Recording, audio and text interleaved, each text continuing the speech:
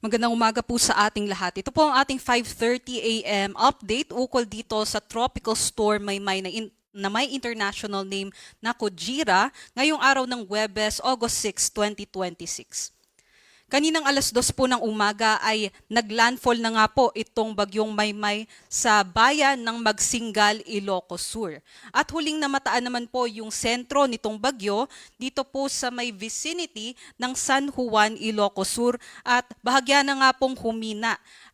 At ito po may taglay na po na hangin na abot sa 65 kilometers per hour at pagbugso na abot sa 110 kilometers per hour. Sa kasulukuyan, kumikilos po ito pasilangan sa bilis na 10 kilometers per hour. So asahan po natin habang tumatawid po ito sa mga bulubunduking lugar dito sa Northern Luzon ay masihina na po itong bagyo. Ngunit asahan pa rin po, meron pa rin pong mga malalakas na hangin at malalakas na mga pag-ulan dulot nitong bagyong Maymay dito po sa Northern and sa may Central Luzon. But dito naman po sa may Southern Luzon area maging sa western section ng Visayas, inaasahan naman po natin yung epekto ng habagat o yung southwest monsoon. So expect po natin magiging maulan pa rin po dito sa Metro Manila, Calabarzon, maging sa Mimaropa and sa may Antique. So inaasahan po natin yung mga pag-ulan, mga panakanaka at mga kalat-kalat din po na mga pagkulog, pagkidlat ngayong araw.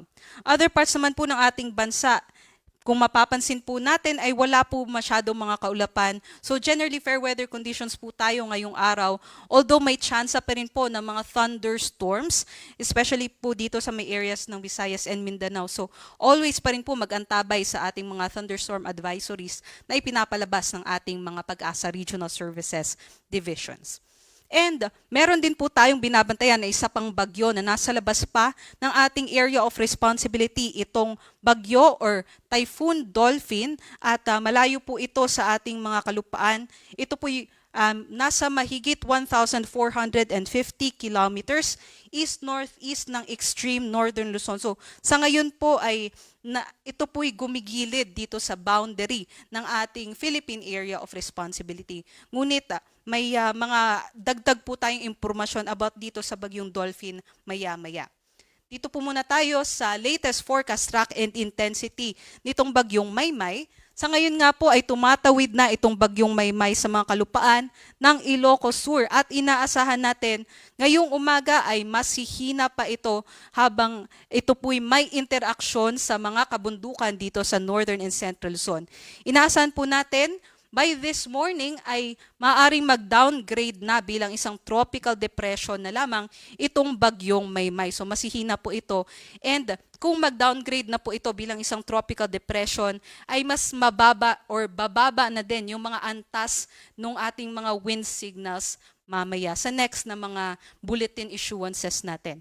By this afternoon or evening, inaasahan naman po natin from tropical depression, masihina pa siya bilang isang low pressure area na lamang.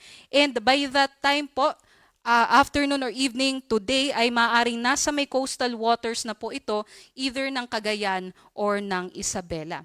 And eventually, ay yung remnant low pressure area ay sasama naman dun sa bagyong Dolphin na nasa lapas pa ng PAR.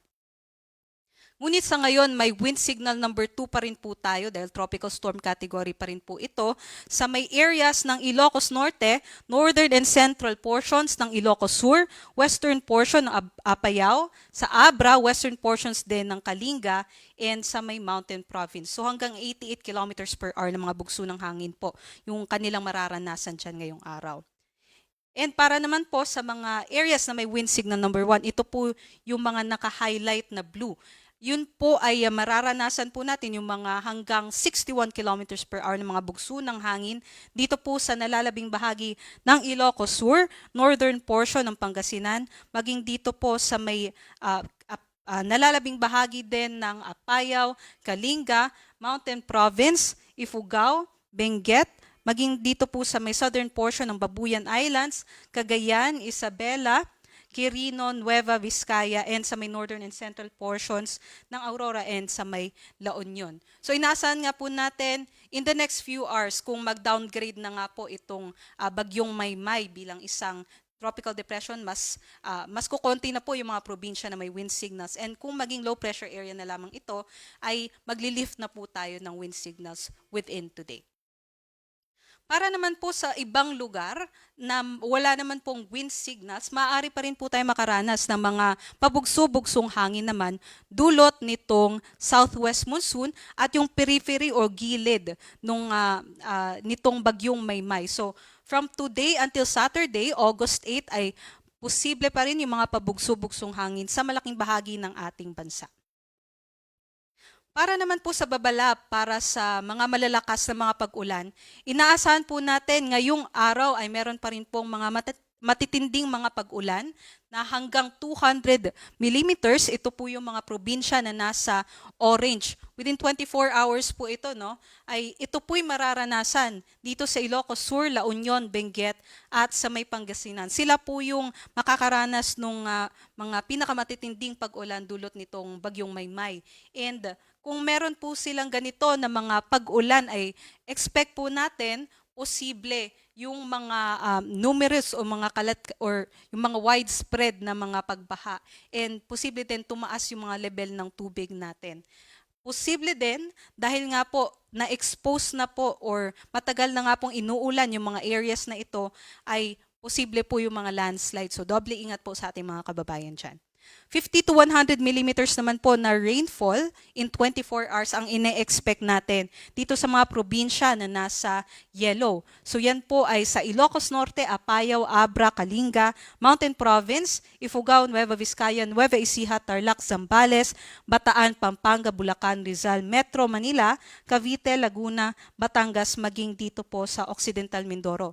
So ito po, dito po sa Northern and Central Luzon, mostly dahil po ito sa bagyong Maymay. Pero dito po sa Southern Luzon, ay ito po'y epekto na ng habagat.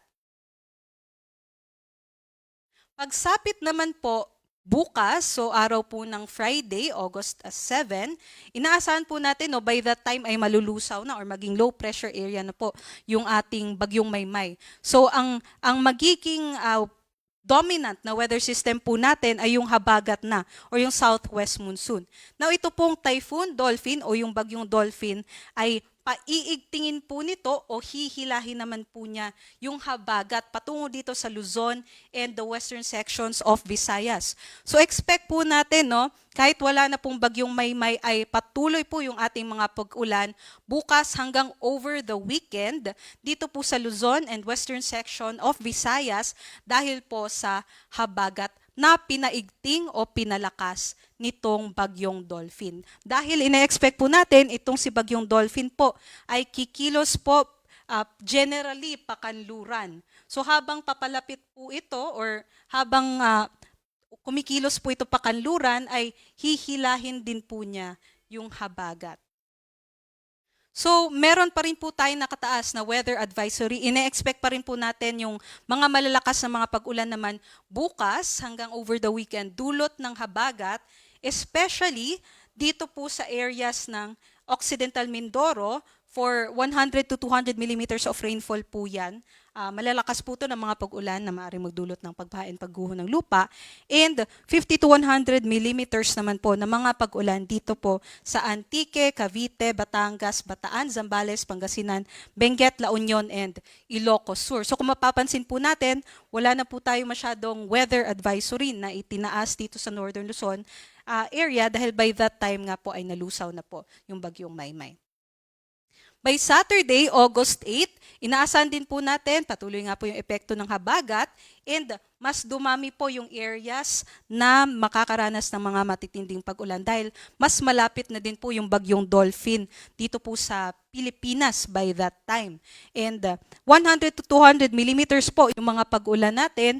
Ina-expect natin sa La Union, Benguet, Zambales, Bataan, and Occidental Mindoro. Now take note nga po, matagal nang inuulan yung ating mga kababayan dito po sa areas ng Northern Luzon and even some parts ng Central Luzon. So, maaaring saturated na din po yung ating mga kalupaan dyan And yung mga ganitong pag-ulan pa, kung dadagdagan pa natin ng malalakas na mga pag-ulan, yung mga kabundukan natin, no, maaari nga pong mag-cause ito ng mga landslide. So, iba yung pag-iingat and kung kailangan nga po natin ng mga evacuation measures ay mag-contact na po tayo sa ating mga local government units.